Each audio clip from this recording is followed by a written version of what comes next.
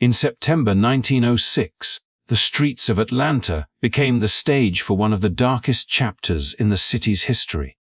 Over the course of 4 days, fear and anger erupted into chaos as white mobs descended upon black neighborhoods, homes, and businesses, leaving destruction and heartbreak in their wake. The violence began in the bustling 5 Points area, a center of commerce and life for the city, where black and white communities had lived and worked side by side. But what should have been a normal weekend quickly turned into a nightmare, as rumors, misinformation, and deep-seated racial tensions ignited a wave of attacks that would forever change Atlanta. Families fled their homes, seeking safety wherever they could find it, while the streets ran with terror and confusion. Stores, shops, and gathering places that had been pillars of the black community were destroyed, and countless lives were shaken by the sudden, unrelenting violence. Behind this chaos were forces that sought to manipulate fear and maintain power, using the media and political tensions to fan the flames of hatred. This story is not just about the events of those 4 harrowing days, it is about resilience, survival, and the untold stories of courage that emerged from the shadows of fear. By remembering and understanding what happened, we honor those who suffered and ensure these lessons are never forgotten. Join us as we step back into history, uncover the truths behind the headlines, and explore the lives affected by this tragic moment. If you want to learn more about Atlanta's history and uncover stories that have been overlooked, make sure to hit that like button, share this video, and subscribe to our channel for more eye-opening narratives. Trust me, you won't want to miss what comes next. As the chaos in Atlanta unfolded in September 1906, the flames of violence were fanned not only by fear and prejudice but also by the powerful influence of the city's newspapers, which wielded their words as instruments of manipulation. The headlines screamed of assaults and attacks allegedly committed by black men against white women, stories so vivid and alarming that they sent waves of panic through the city's white population. These reports, carefully exaggerated and in many cases completely fabricated, created an illusion of imminent danger that justified, in the minds of many, the attacks that would erupt on the streets. The newspapers, far from being neutral observers, were deeply entangled in the political currents of the time, serving as tools for candidates in a fiercely contested gubernatorial election. 2 prominent newspapers, each aligned with a candidate for the Democratic nomination, competed not only for readers but also for political influence, and both saw an opportunity in stoking racial fears by portraying black men as a threat to white women and to the established social order. The papers created an atmosphere in which violence against the black community appeared to some as a form of protection, as if it were a civic duty rather than an act of brutality. The stories were more than mere reporting. They were carefully crafted narratives designed to manipulate public perception, to heighten anxieties, and to secure votes by exploiting the deep-rooted prejudices of the city's white citizens. Within days, the effect of these sensationalist reports became terrifyingly clear. Large groups of men and boys, fueled by fear, anger, and the conviction that they were defending their community, began to take to the streets, targeting black neighborhoods indiscriminately. The downtown business district, home to many black-owned shops, quickly became the epicenter of destruction. Men, women, and even children were caught in the surge of violence, their lives upended by the hysteria that had been cultivated in print. The newspapers had constructed a narrative of black criminality and moral danger, and the city responded with a force that was horrifying in both scale and intensity. The political motivations behind the reporting added another layer of complexity to the tragedy. The election campaigns of the time hinged on the control of the state's political landscape, and black voters, who had gained significant political influence during Reconstruction, were seen as a threat to white political power. By framing the black community as dangerous and untrustworthy, the newspapers provided a rationale for suppressing their participation in civic life, and in doing so, lent legitimacy to the fear-driven attacks on the streets. In this way, Media manipulation, political ambition, and racial prejudice intersected, creating a perfect storm that transformed suspicion and rumor into real-world violence, leaving the city scarred both physically and socially. The intensity of the attacks, fueled by the narratives in the newspapers, revealed the power of information and misinformation alike. Ordinary citizens were swept up in a tide of anger that had been carefully shaped for them, illustrating how words can catalyze action and, in this case, unleash widespread suffering. Families fled, homes were destroyed, and businesses were leveled, all in response to stories that had no grounding in reality, stories that turned neighbors into enemies and stoked a collective panic. The newspaper's influence extended far beyond the printed page. It rippled through every street and neighborhood, dictating behavior and shaping the course of history for Atlanta's black community.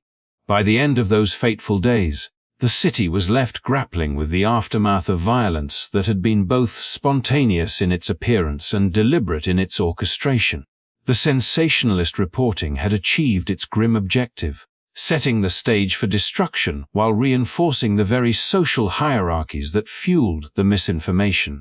The events of September 1906 stand as a stark reminder of the power of narrative to shape reality, to inflame fear, and to justify acts of cruelty, revealing how media, politics, and prejudice can converge with devastating consequences when left unchecked. Beneath the immediate chaos and the fear stoked by sensationalist headlines, the events of September 1906 were the culmination of decades of tension, a powder keg of social, economic, and political pressures that had been building since the end of the Civil War. Atlanta, like much of the South, was still grappling with the aftermath of Reconstruction, a period during which formerly enslaved African Americans had gained freedoms, rights, and, for a time, political power. This shift challenged long-standing hierarchies, and while some white citizens adapted to the new reality, many others saw the rise of black political participation as a direct threat to their social and economic dominance. Black men were voting, holding office, tilts, and asserting their place in the public sphere, achievements that should have been celebrated as markers of progress, but instead became targets for resentment and fear. At the same time, Atlanta was undergoing rapid urban growth, transforming from a regional hub into a bustling city that attracted workers from across the South and beyond. The population swelled, bringing with it intense competition for jobs, housing, and resources. Black citizens, many of whom had migrated from rural areas seeking opportunity, were establishing themselves in trades, owning businesses, and creating communities that reflected both their ambition and resilience. Among them were prominent figures whose success and visibility drew admiration from some and envy from others, further inflaming the racial and class tensions simmering beneath the surface. The economic competition was not abstract. It was felt in the streets, in the marketplaces, and in the neighborhoods where black and white citizens lived side by side, negotiating their coexistence under the strict and oppressive codes of segregation. These tensions were magnified by the social climate of the South, where narratives of white supremacy remained deeply entrenched and reinforced by generations of law, custom, and culture.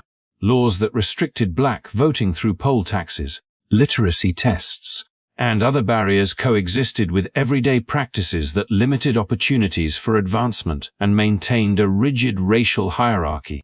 In this environment, any assertion of independence, prosperity, or political influence by black citizens could be mischaracterized as a threat, and any rumor could ignite anger, just as the newspapers would do when they published false accounts of assaults.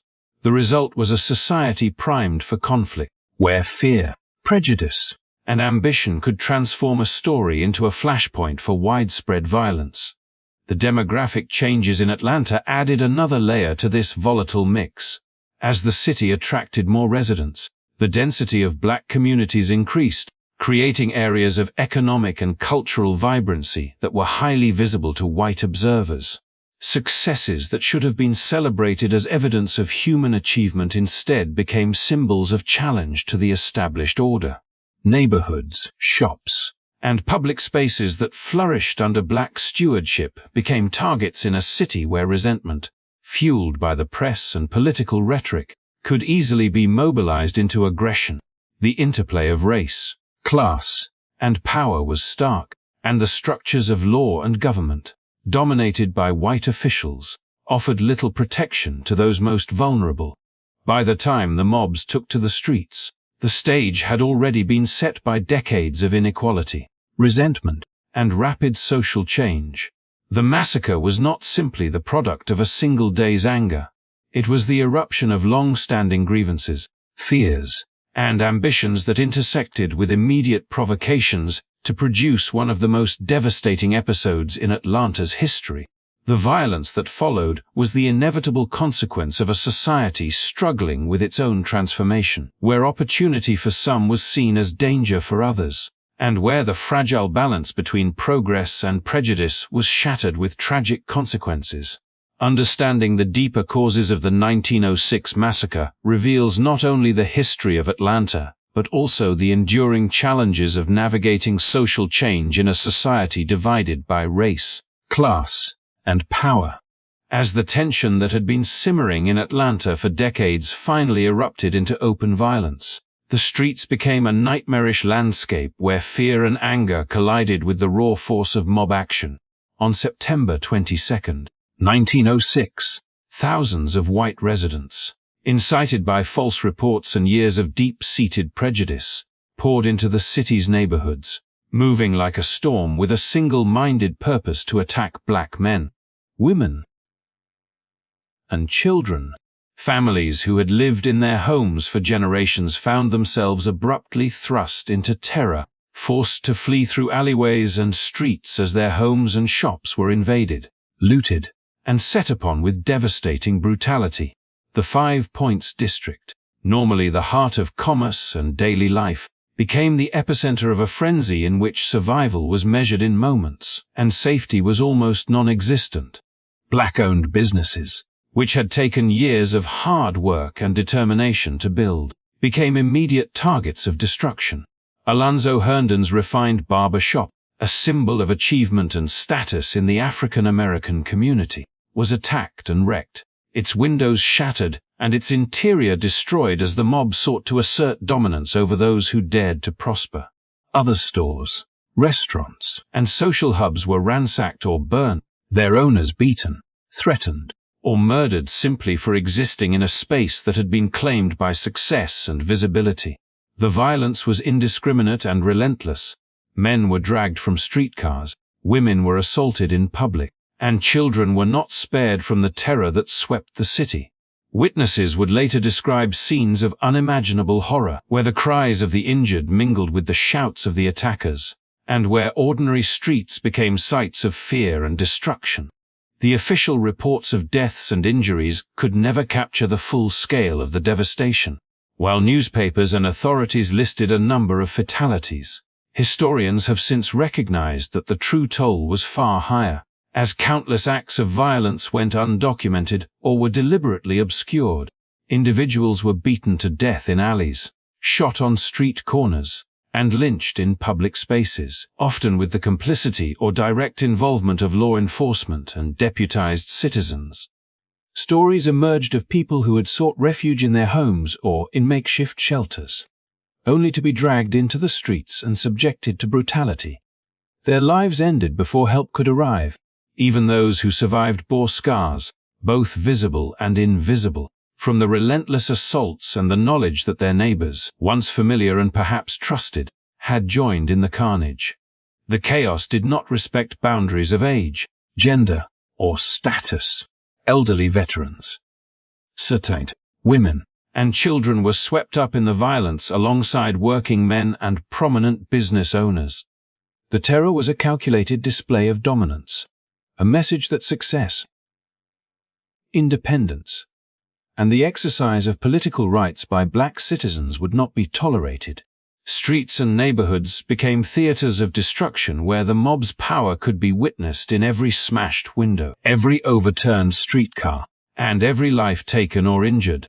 Hospitals and clinics quickly overflowed as the wounded sought help, and the black community's sense of security and agency was shattered as fear became the constant companion of daily life. Amid the chaos, the human cost extended far beyond the physical injuries inflicted. Families were uprooted, communities were fractured, and the achievements of an entire generation were threatened with erasure. The violence served as both punishment and warning, a brutal reminder of the fragile nature of progress in a society dominated by racial hierarchy. Yet, in the face of this horror, the resilience of the black community began to emerge as survivors would rebuild, remember, and bear witness to the injustices they endured. The attacks of those days were not simply random acts of violence. They were part of a wider system of oppression, amplified by fear, manipulated by false narratives, and carried out with shocking efficiency, leaving scars that would shape the city and its history for generations to come. As the violent wave swept through Atlanta, it became painfully clear that those charged with maintaining order were either powerless, complicit, or outright participants in the terror that unfolded. The city's police force, still almost entirely white and unaccustomed to protecting black citizens beyond the narrow bounds allowed by the social hierarchy, often stood by as mobs roamed the streets unchecked, their presence more a backdrop than a barrier. Officers watched as men, women, and children were dragged from streetcars, beaten in alleys, and assaulted on sidewalks, rarely intervening to stop the attacks or bring the perpetrators to justice. In some cases, they actively participated, wielding batons and firearms alongside the mobs, blurring the line between law enforcement and vigilante violence. The state militia, summoned in response to the chaos, arrived too late or too unequipped to prevent the unfolding carnage, and in some instances, their presence escalated tensions rather than calming them. Local authorities, constrained by the same prejudices that had fueled the mobs, focused on controlling black citizens rather than restraining the white attackers, enforcing Jim Crow laws even amidst the unprecedented emergency. African Americans who sought to protect themselves or defend their families were treated as suspects, arrested, or detained, often under the pretense of maintaining order, while the true instigators walked free, shielded by the very system that should have held them accountable. The deputization of white civilians, granted temporary authority to patrol streets or enforce law, served as another mechanism through which the violence was legitimized, turning neighbors and ordinary citizens into instruments of terror under the guise of civic duty. From the outset, there was no balance, no impartial force to protect the vulnerable. Black communities, already reeling from decades of systemic oppression and exclusion from political power, faced the grim reality that safety could not be assumed, even when law and order were supposedly present. Families barricaded themselves inside their homes, seeking refuge in basements, attics, or any space that might provide a temporary shield from the mobs outside. Some fled entirely,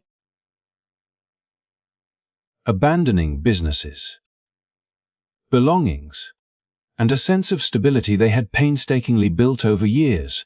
Hospitals overflowed with injured black citizens, yet the same institutions were often surrounded by hostile crowds, making access to medical care itself a dangerous endeavor. Incidents of police complicity were not isolated. Eyewitness accounts describe officers watching brutal attacks without intervening, while others handed over black men to waiting mobs or stood aside as lynchings occurred. Even when reinforcements arrived, the strategy focused on containing black citizens or disarming them rather than dispersing the violent mobs, reinforcing a pattern in which the justice system served as an extension of the very forces that had incited the attacks. Courts and city officials later conducted investigations, but accountability was largely absent. White perpetrators, regardless of status or wealth, escaped punishment, while black survivors were often criminalized for defending themselves or attempting to safeguard their communities. The failure of those entrusted with protection amplified the psychological and social impact of the massacre, deepening the trauma and fear that would linger long after the streets had been cleared. It revealed the limitations of law and authority in a society structured to prioritize white dominance. demonstrating that power could be used selectively to protect some while leaving others exposed to violence. This complicity allowed the destruction to unfold with little resistance, signaling to the black community that even the mechanisms meant to safeguard them could not be relied upon in moments of crisis. In the shadow of these events, the city of Atlanta bore witness not only to physical devastation but also to the profound moral failure of its institutions, a reminder that the struggle for justice often extends far beyond the immediate act of violence, encompassing the very systems designed to enforce it. In the aftermath of the September 1906 violence, Atlanta's black community faced a sobering and painful reality. The destruction wrought by the mobs went far beyond the immediate physical damage. Homes, businesses, and lives were shattered, and the city's social fabric was forever altered. Black-owned businesses that had taken years, even decades, to establish were reduced to rubble, leaving families without livelihoods and communities without the economic foundations they had painstakingly built. The psychological impact was just as severe, as fear and trauma permeated daily life, shaping the way Black Atlantans moved through their city, interacted with neighbors, and envisioned the future. The violence sent a chilling message. Even hard-earned success and visible prosperity could become targets in a society structured around racial hierarchy. Politically, the massacre served as a pretext to tighten the grip of white supremacy across the state. Black men, who had exercised significant political power during Reconstruction and beyond, were systematically disenfranchised through stricter Jim Crow laws, literacy tests, poll taxes, and other legal mechanisms designed to suppress their voices. The very institutions that were supposed to safeguard rights and protect citizens instead became tools to reinforce racial inequality, ensuring that the memory of the violence would not translate into political accountability. The city's black population, already marginalized, faced increasing restrictions on where they could live, work, and conduct business, further concentrating poverty and limiting opportunities for upward mobility. Yet amid the devastation and oppression, the events of 1906 sparked a determination among black leaders and intellectuals to fight for justice and equality. Witnesses to the violence, including young individuals like Walter White and prominent figures such as W.E.B. Du Bois, recognized the urgent need for organized action to protect civil rights and challenge systemic oppression. For Du Bois, the massacre underscored the necessity of creating national structures that could advocate for black communities and ensure that the law served justice rather than oppression. This realization contributed directly to his role in founding the National Association for the Advancement of Colored People (NAAP) in 1909. An organization dedicated to combating racial violence, promoting legal protections, and striving for equality under the law. The tragedy of Atlanta became a catalyst for activism, turning sorrow and outrage into enduring efforts for social change. The legacy of the 1906 violence is both cautionary and inspiring. It reminds us of the consequences of unchecked prejudice, media manipulation, and the failure of institutions to protect the most vulnerable. It also highlights the resilience, courage, and determination of those who, in the face of unimaginable adversity, refuse to remain silent or powerless. By remembering these events and the lessons they carry, we honor the lives lost and the communities that persevered, recognizing that the struggle for justice and equality is ongoing and requires vigilance, advocacy, and unity. Thank you for taking this journey through history with us. If you found this story enlightening, please like this video, share it with friends and family, and subscribe to our channel to continue exploring important narratives that shape our understanding of the past and guide us toward a more just future.